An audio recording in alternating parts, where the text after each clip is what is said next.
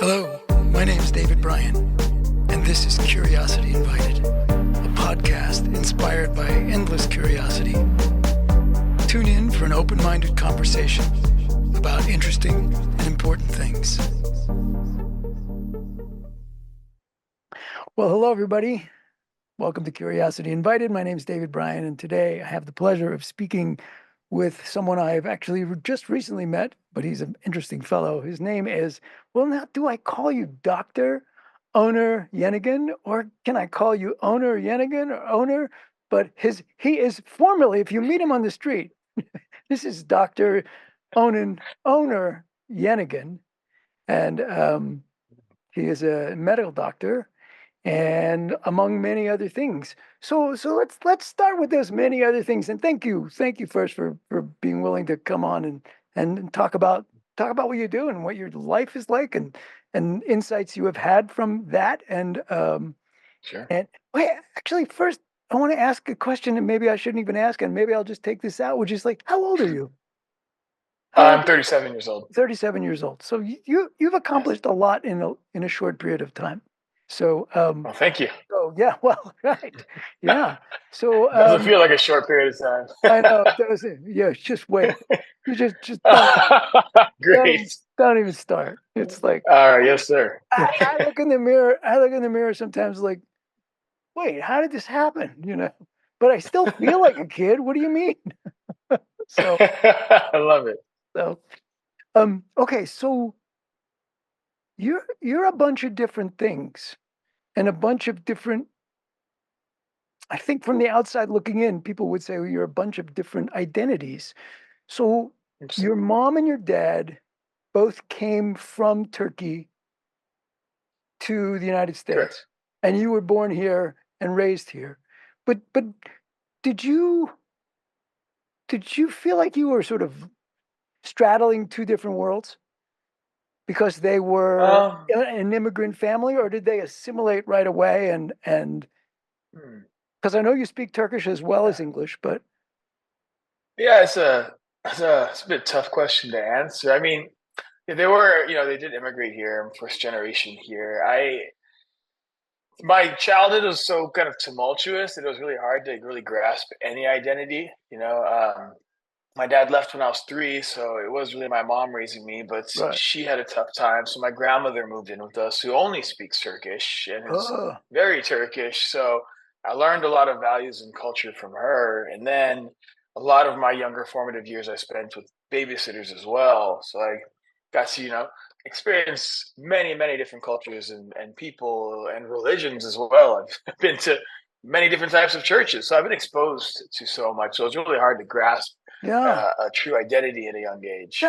That's interesting. So your grandmother who raised you, she spoke Turkish. She was very Turkish, whatever that. And was she Muslim? Yes. Yeah. And were you raised in a particular religion? Were you raised to be, or do you identify as a Muslim? Do you identify in other ways, or?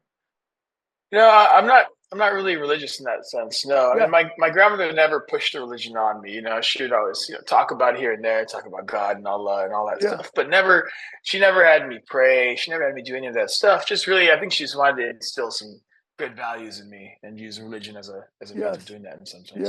Yeah. And you went back to visit your dad when you were a kid, or you grew up and went back to visit your dad? I didn't really speak to my dad from when I was age 3 until I was 19. Oh wow. He So he he was found really, me. He found me. wow. Was that a surprise? Like, who the hell are you? What do you want? Or what? Like, It really was. It was when I was. It was actually when I was in the military, and I got a phone call saying from my commandant saying, "Come to my office. Your dad's on the phone." So wow, it was man, interesting. that is really wild. Was that? Do you remember the moment? I mean, was it like, wow, that's great, or was like, what the hell is this? Part of that's a blur. I do remember when I actually first met him. Though we met in a hotel in Claremont, California, and it was pretty surreal. Seeing my Yeah. dad for the first time since I was 3. Because the only really memory from childhood I have is for some reason being in a ball pit at Chuck E. Cheese and him throwing me into it. Besides that, I had nothing. So it was It was quite the difference. Okay, so you grew up mostly in California. I mean, moving around in California for the most part. Yeah. Yes, it And bounced around a lot between northern and southern. okay, and I Mhm. I know we spoke about this before, but I think it's an interesting trajectory, right? So then how, how'd you make it to med school? Med school was not first. First you went into the military. And was that a plan from the start? You know, like when I grow up, I want to be a military person or talk about that. Yeah, yeah. On the contrary, it was actually I knew that I wanted to be a doctor.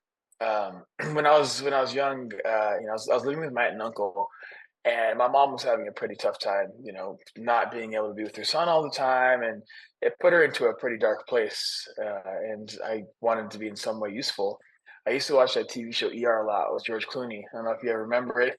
Oh yes. But my mother's like the twin of one of the nurses on that show, Oh well. and I can remember calling my mom in fourth grade and saying, "Mom, I want you to be happy. You should be a nurse because they're happy on TV."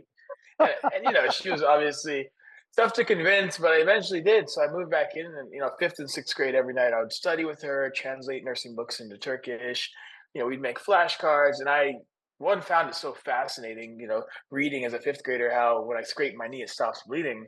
But also, my mom she started out as a CNA, and I just saw her just find so much happiness and joy in helping others, and realized that not only medicine was cool, but it kind of saved my mom, and that's when I really started to fall in love with it. And And I she knew I did wanted to become be a a nurse. She doctor. became a nurse.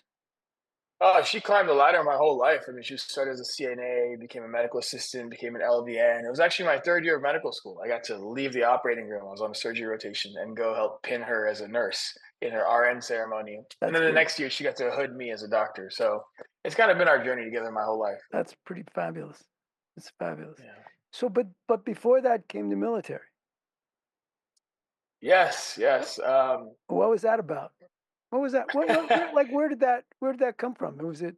I mean, like Sure. you kind of pointed at it, but Yeah, I knew what I wanted to do in my life, but I was not the prototypical kid that becomes a doctor. Come from an immigrant family. No father figure in my life. We were on welfare and food stamps growing up. I was not the kid that goes and just becomes a doctor. And I think I had a lot of issues in believing in myself and believing that I could accomplish that mission. And I kind of decided that maybe this would be a good way for me to prove to myself that I could accomplish something challenging. I finished high school when I was 15, not because I was a super smart student. I mean, I had no discipline. I was I but just was terrible at doing get the hell homework. out of here. I mean, I was great at taking tests, but I didn't have any real discipline, and I felt like I was getting into trouble a bit. And I met a recruiter on campus, and I said, "Hey, I want to do this." And he took me to his office. They had me take the entrance test, and they said, "You could be a nuclear engineer." And I said, "No, just give me the hardest job you have. Like, my goal is to go in there and get my butt kicked and come out a different person." And that's what I did. So, I'd only Would done one semester of community college before I joined the Marine Corps, and I did absolutely terrible. I'd only had C's, withdraws. I had one A in Taekwondo, which I'm sure was a pity A, as I believe I told you in the past. But when I got out and I came back, I went to that same community college and I had nothing but straight A's. So it definitely was a transformative experience. so wait, Well, no, I went in at 18. So I you went worked to for a few 18. years and Okay. helped support the home. I worked at a furniture store actually. Did that for a while and then Yeah. decided to hop into the Corps. Yeah. Okay, so you went to the Marine Corps and you got stationed where? All around? Yeah, I was at Camp Pendleton here in Southern California. And was at sea for a while, Japan, Philippines, all over. Really, it was interesting. Did you get sent to places where there's combat? I wasn't truly Did in you a want combat zone, but even though I was in an infantry unit, interestingly enough. But we had some tough moments, definitely. did you But want yeah, that? Did you want that? I mean, were you like at that age where you were like, mm, give me action, give me something, let me prove myself? mm. I was prepared for it. I don't think anyone truly, wants to go into a situation where you're going to have to hurt others, or potentially hurt yourself, or potentially lose the lives of your brothers and Sure. sisters that you're serving next to. But I was definitely ready for it, and I did see it as a potential challenge that would have helped me grow. but I think I got enough. I got more than what I needed out of my service, and you know, I'm proud of everyone I served with. And was it so the whole time you're there, it's still in your mind that you want to be a doctor or no? Yes. Yeah. No, it was. It was always in the back of my mind, definitely. Yeah. Okay. So Sure. does one of those does one of those for lack of a better term identities roles, whether it's whether it's a, a kid a kid who is Turkish ethnically, a uh, uh, a kid who was raised by a single mom, a Marine, Mhm. um, off to medical school, a doctor. Like, does one of them, like, do you sit in one of those in a bigger way? Like, do you feel like one of those has made you, you are first and foremost but does one of those stand out as primary I think one of the biggest things I do identify is as a veteran. as a veteran? I get to work with veterans often now. It's a close community for me. It means a lot, and it was able to take all the I was able to take all the challenges and everything in my childhood and my upbringing and just kind of throw it all into that and transform it into something that's made me a lot stronger. And I think that was able to, that's what made me able to do all that. So I think that is a big part of my identity. But so is, being first generation in this country. It's not easy, you know.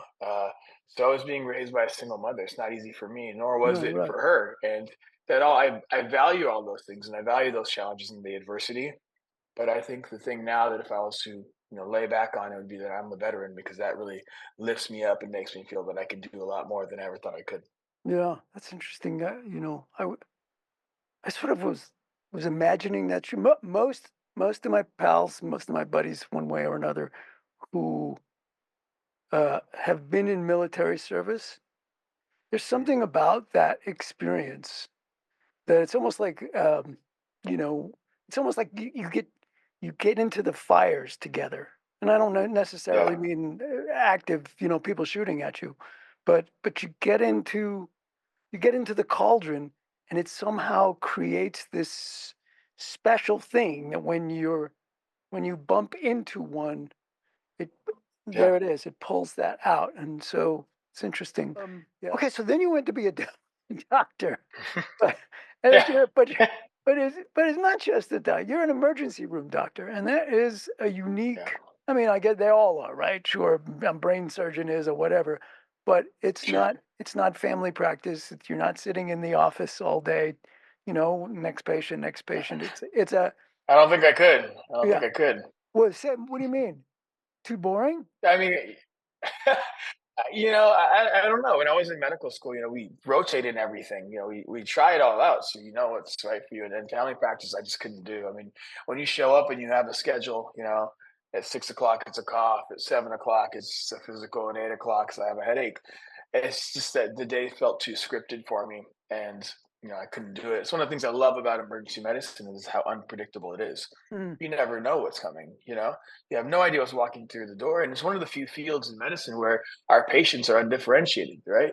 I mean, you go to see a neurologist is typically because you have a migraine or you have some type of neurological disorder. You go to see a pulmonologist because you have cystic fibrosis or a pneumonia that won't go away or something. But in the ER, you're coming because you have this lingering cough or you have this odd chest pain or this new swelling or mass in your leg. So there's a puzzle aspect to it that I truly love.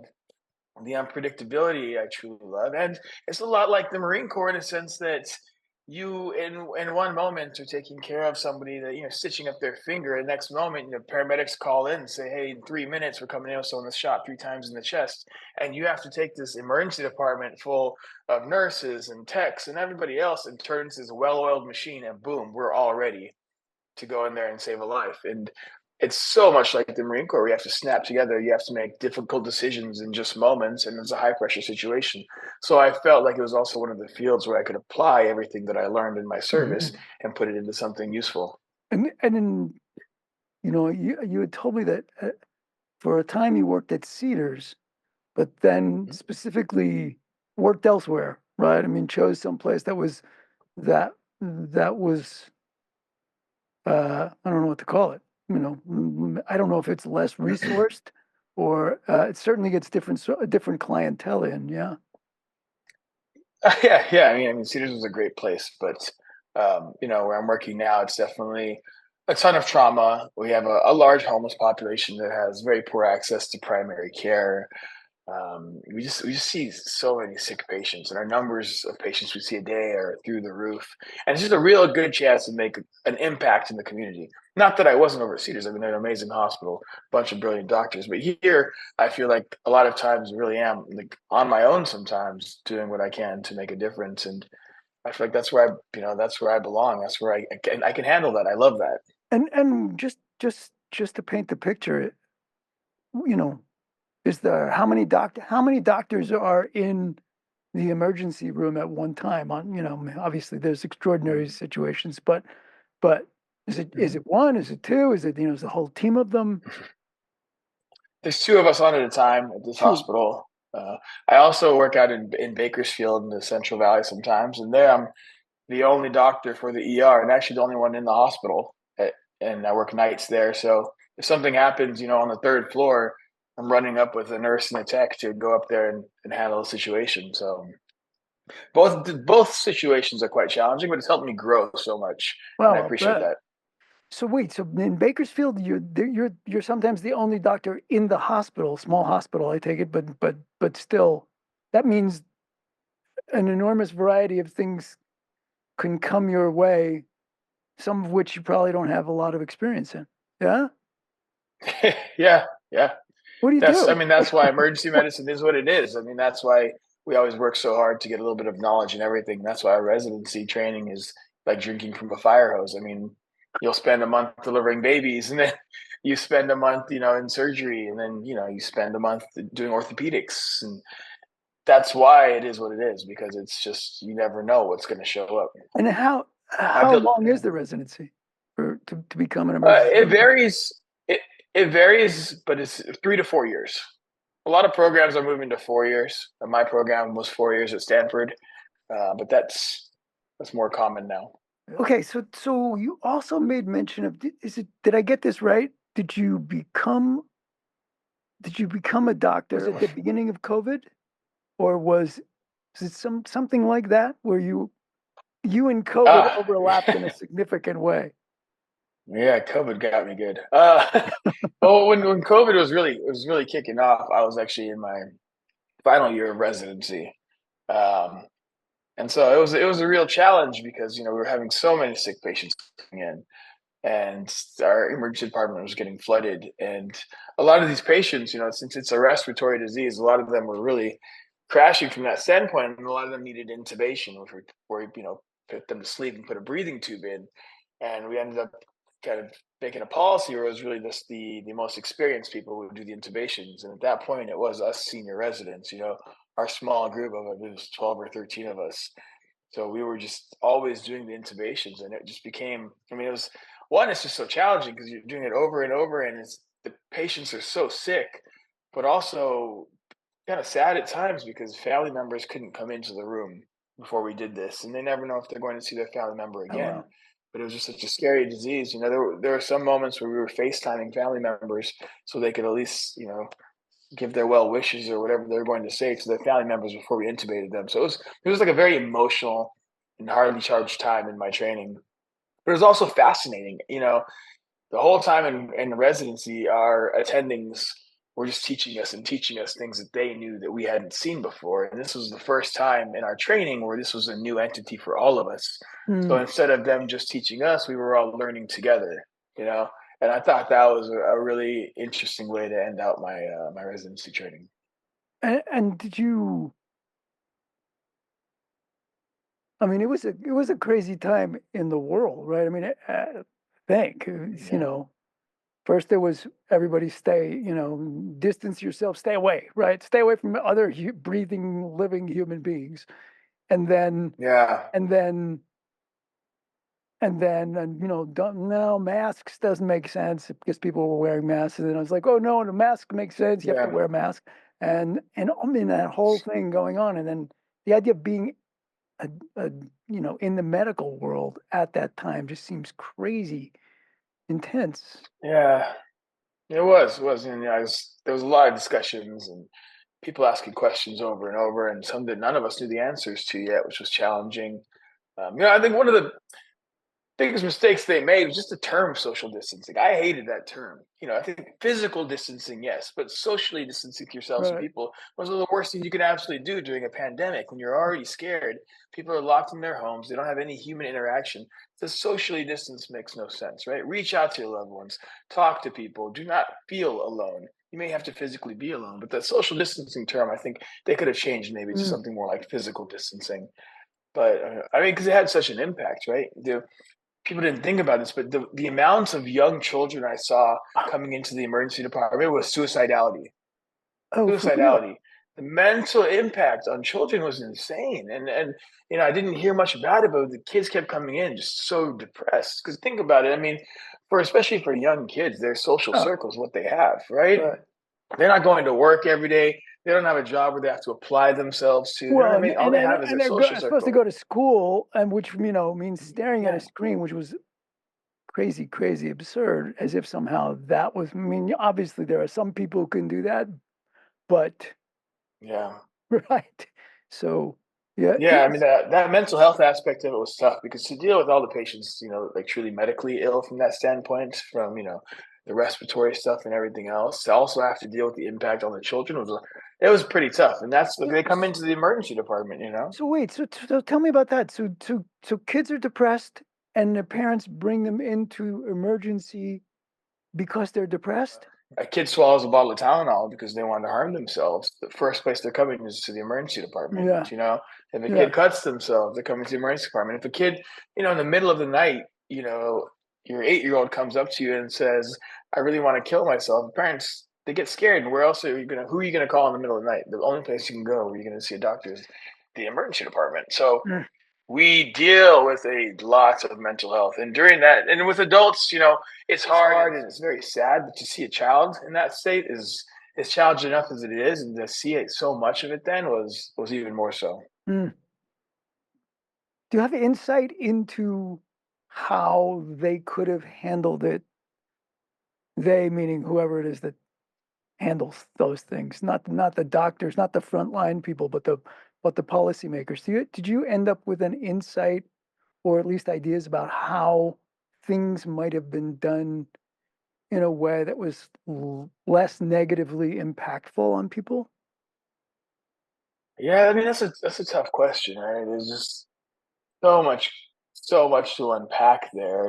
I do think that, I mean, the whole way that you even develop immunity, the whole concept of herd immunity is that you have to have some of the herd exposed or at least vaccinated, right? And if you take college dorms, we have mostly really healthy young people, and you let them still stay in their college dorms where they can spread it amongst each other and start developing immunity, then maybe that's a good thing, right? If you lock up every single person into their home and never let anybody out, you develop zero immunity in your population, right? I mean, because it's not getting around. And then when you open the doors and let everyone back out, you're back at stage one, right? Where no one's immune. And especially early on when we had no vaccines, I mean, that's kind of that was only our only option. And that could have been a way we handled it, but we didn't. And I'm sure we're learning from those Was mistakes. it was it this was it well, I don't know. I don't know the answer to this. Maybe there isn't an answer to this, but was the disease more deadly at first? I mean, it seems like over time, the variants, as you folks, or at least the researchers explain it, right? The mutations sort of evolve so that they become more easily spread, but they don't necessarily kill their hosts because that's a bad plan. And Yeah, of course. Yeah. Yeah. I so mean, over it's time it gets, evolution. but Yeah. so it would just seem like, when people were, when, I mean, I don't know if you saw them. I remember watching videos of people like literally Yeah. just keeling over in the street. Like, Sure. Sure. but Hmm.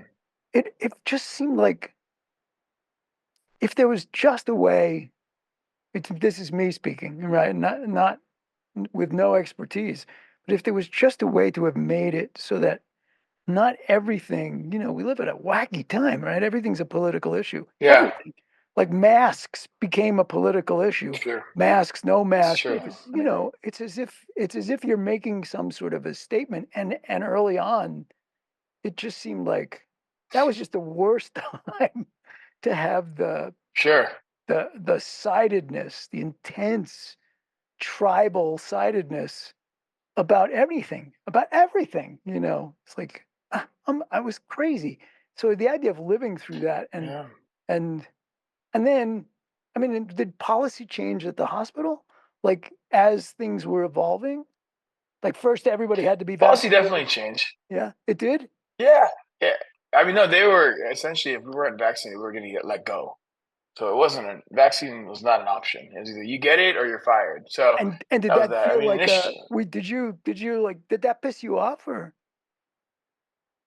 um, it was a little. I felt like it was a little harsh, a little abrasive, but I mean, it was a vaccine that was so brand new, hadn't been tested a ton. But I get it. We're in the face of this global pandemic, and the medical community is scared. I think I could have been worded better, definitely. I mean, for the flu vaccine every year, it's hey, you don't get it. Either you get it or you wear a mask at all times when you're in the emergency department. Cool, like thank you, right?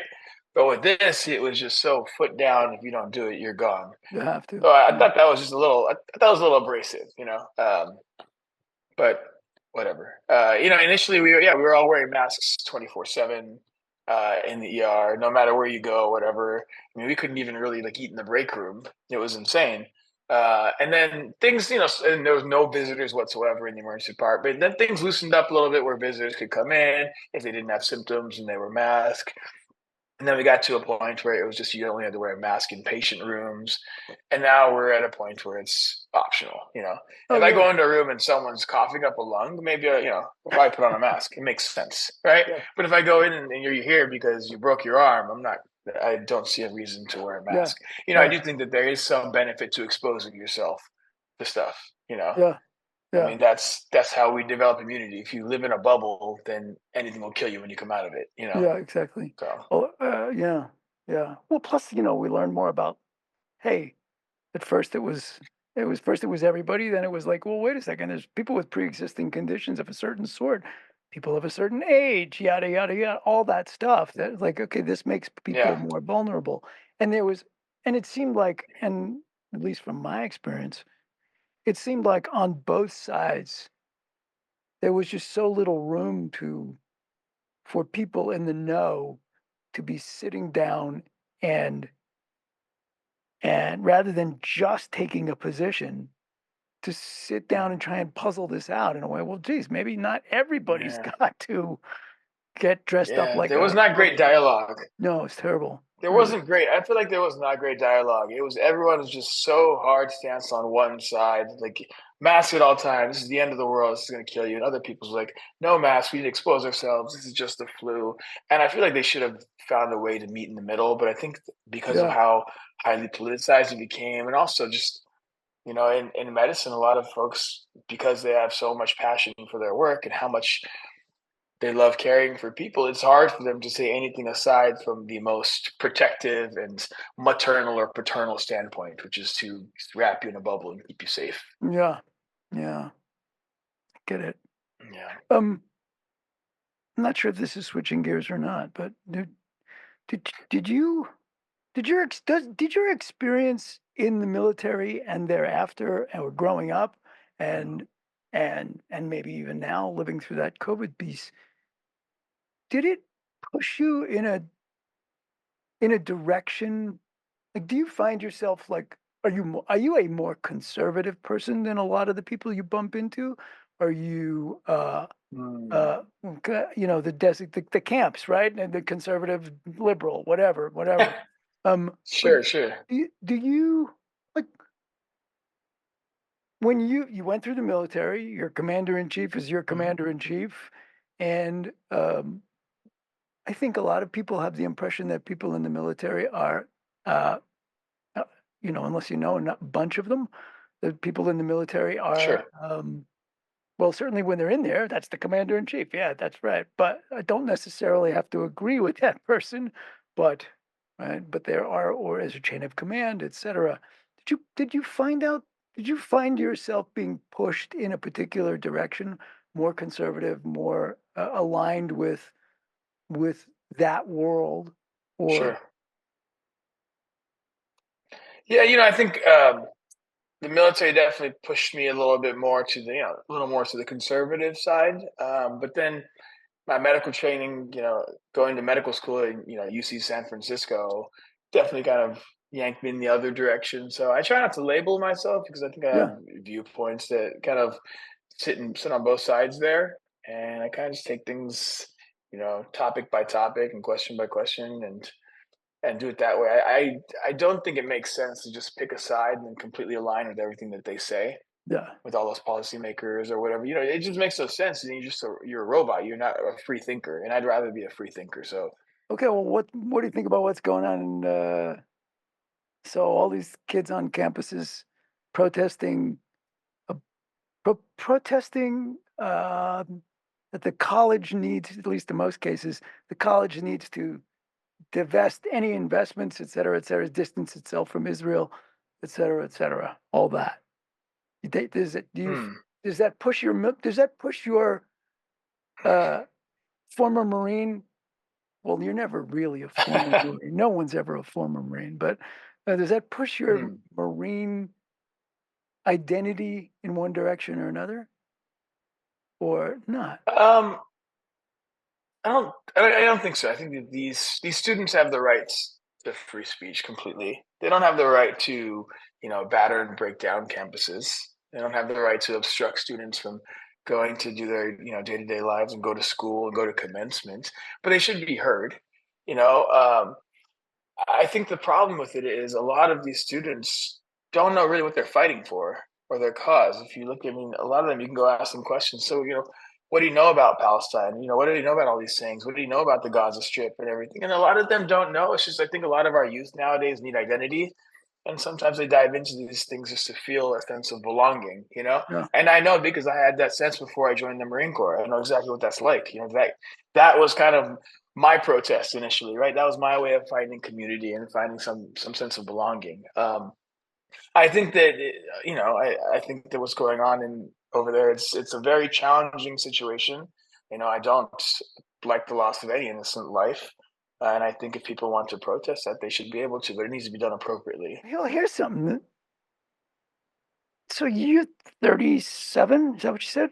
You're 37. Mhm. You got a lot of things under your belt. You've clearly got an inclination to to to work at things that benefit others, right? Military service, medicine. The choice you even make within medicine, even then, the Sure, choices you make. You decide to go to some place where you feel like you can help people who have less padding, less padding between them and the concrete when they fall. And sure. so, do, do you think, do you think, you think of yourself? No, I don't even know how to ask this question. I guess what I'm wondering is, um, you would be a perfect role model for young people. Like, Hmm, hey, look, this is a person who's making choices, conscious choices in the direction of benefiting others. Not that thus there's no benefit to you and all that, but sure. so should you be a role model? Do you see yourself as a role model? If I try somebody said to that to you, does it make you live it. nervous? Like, hey, wait a minute. No, no, no, I'm not a role model. No, I mean, I try to live my life every day as if there was someone looking at me as a role model. That's kind of one of the things that helps guide my actions. Yeah, I mean, I've tried to be a good role model. I've got a family that I try to be a good role model to. I've given talks to minorities in medicine. I've talked to military recruits, and I have students that I help teach often, and I try to be a good role model to them. So I think I think it's a good thing for an adult to be a role model because it really helps kind of push you and guide you in the right direction, even growing. Being a role model actually makes you better. So Yeah, That you is bet, something for I sure, strive to be. for sure. Um, Yeah. what what do you if so given that, if you were a role model, what do you hope people get from you? Oh, interesting. You know, Well, I I'm a mean, I role would, model, so I want them to walk yeah. away with something. What's that? Yeah, I mean, I think one thing is that, the most of our boundaries in life are self-proposed. We set our own limits often. I told myself when I was a kid I couldn't be a doctor, and look where I am now, right? I think a lot of those limits we put on ourselves, which we shouldn't. You should shoot for the stars and land where you do. I think be brave and, speak up when you need to or when you feel is the right thing to do. Um, be loyal and be honest to people. I think that's really big for me. I think honesty and loyalty are huge. Your word is all you have many times, and once you lose someone's trust, it's very hard to earn that back. You bet. And keep your family close because you only get one. So Yeah, mine mean the world to me. yeah, that's great. That's wonderful. And Yeah. is there a next? I mean, you're somebody who's like Hmm. from the outside looking in, when you tell your story, when you tell your story organically, Yeah. well, okay, that makes sense. You were a kid, you wanted to be a doctor. You didn't quite have the discipline. You made a choice to put yourself in a place that maybe you could develop that. You did that. It's like, but you're also from the outside looking in, like, well, this is a guy who challenges himself, right? Hmm. I'm gonna join you. I'm gonna join the Marines. I'm going. I'm going to go to. I think I should go back to school. No, no, no. I'm going to go to medical school, etc.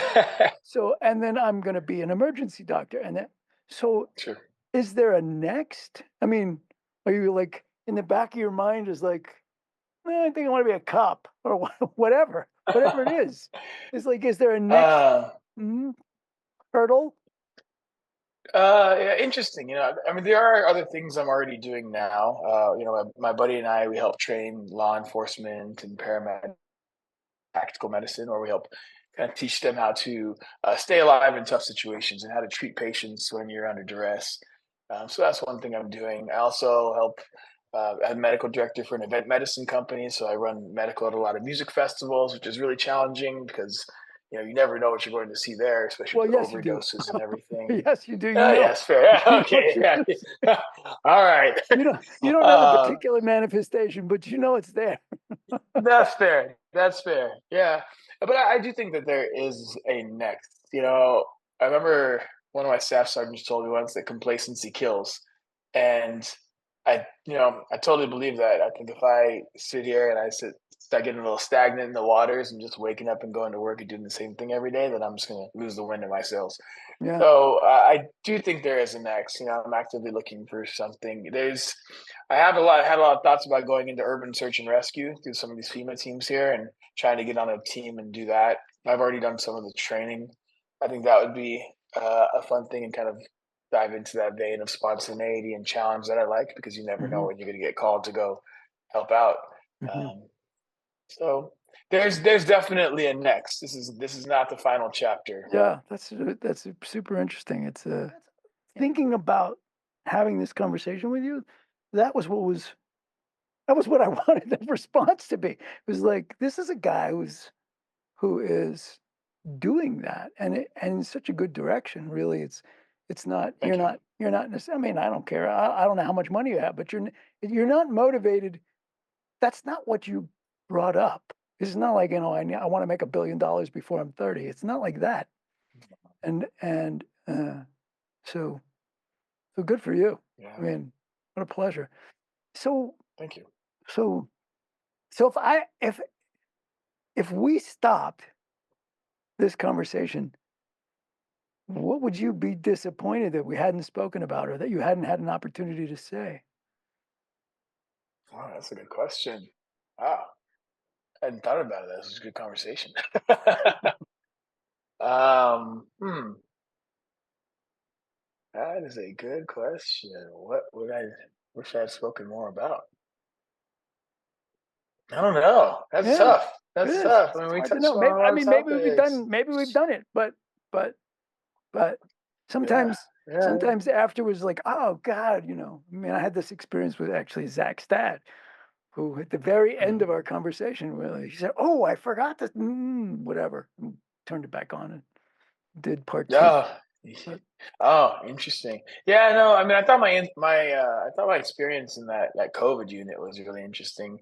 When I was working with Team Rubicon, um, when I was in my like last year of residency, when COVID was, was obviously going pretty strong.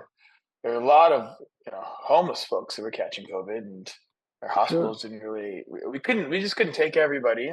And when they were semi-stable enough to be discharged, but didn't have anywhere to discharge them, we had to figure out something to do. So Team Rubicon stepped in, which they do a lot of disaster relief, and they took over the Santa Clara Convention Center, and they just put a ton of cots in there and some medical supplies, and I reached out and I actually ended up running that unit for quite some time. So during the daytime, and I was just a medical resident, which I thought was fascinating. But during the daytime, I'd be in the hospital working, and then at night I would go there. I'd round on all the patients, check on them, get their vital signs, and it was entirely and COVID. It was entirely a COVID only COVID. It was distressed only COVID. population. And I remember I'd go in there and just sit with them and talk to them, and we'd sometimes even play cards. And I found it so interesting. There was like another I learned so much more about medicine and so much more about how you even evaluate people. Just having conversations with them, seeing from the beginning how they'd speak in 3, 4 word sentences to the 10th day, we'd be having full conversations. They're breathing normally, they're acting normal. You could see so much with that. You didn't need a pulse oximeter. You didn't need your stethoscope. You didn't need all that, even though we had a lot of Hmm, that stuff. Just by sitting there and having a conversation at a table with them, we were able to one like liven their spirits, but to also see how well they were doing. And I mean, it was tough. I was tired as hell all the time. I was but sleeping on a cot. At times, I there was a couple of times where I just grabbed a big orange trash bag and wrapped that around myself as a blanket. Fortunately, I produced a lot of body heat. But so yeah, yeah. do you think that experience, you have any insight into how that experience may have affected how you are a doctor now? I think so. I mean, one, just seeing the appreciation that population had for us. A lot of it's tough. We get a lot of homeless patients in emergency departments, and sometimes they just want to get out of the cold, and sometimes they just want a sandwich, and some folks get irritated at that or upset. And for me, especially having sat there and talked to them and get to know them and hear their stories, I have a lot more respect and love for that population. A lot of people think that a lot of homeless people are crazy, but what we don't realize is a lot of people actually with mental illness become homeless because of that mental illness and getting, you know, just pushed away from society and their circle and kind of losing their work. So I don't know. Oh, It helped me become but definitely more loving towards that population, but it also helped again kind of show me that I can handle. One, it helped me show that I was ready to become an attending. I was seeing over there 50, 60 patients on my own at night, um, and it just showed me that one of those challenges where I put myself in a situation to show myself that I'd be able to do it. And fortunately, we did. Everyone turned out okay. But I love that experience, definitely. I bet. That was toward the end of your residency when COVID was full blown. Yeah. It was my last year residency. And Yeah. so you would work, so you were in residency, you'd work all day and then you'd, Jesus. I'd go there at night. Yeah, I'd check on everyone. I'd do my rounds, and then I would just lay on a cot and get some sleep, and then go into work in the morning. It sounds crazy, but sometimes when you're doing something that means a lot to you like that, the sleep doesn't make as much of a difference. Getting a few hours, I was still amped. I was like, I'm playing a role. I'm helping people. Like Yeah. that's what fuels my fire is helping others and just putting a smile on someone else's face, even though sometimes it takes me telling a really stupid joke, but I'll do it. Just making other people happy and feel better is what is fuels my fire. So I loved it. Oh, cool. Well, that is a Yeah. perfect way to end the conversation. That is really so. So, Owner Yenigun, what a nice guy. I wish I wish I had more time. Well, now I know where you live, right? So in Yeah, that you same sure building. do. So, so That's true. You really do, though. yeah, yeah. Well, what a pleasure. What a pleasure it is.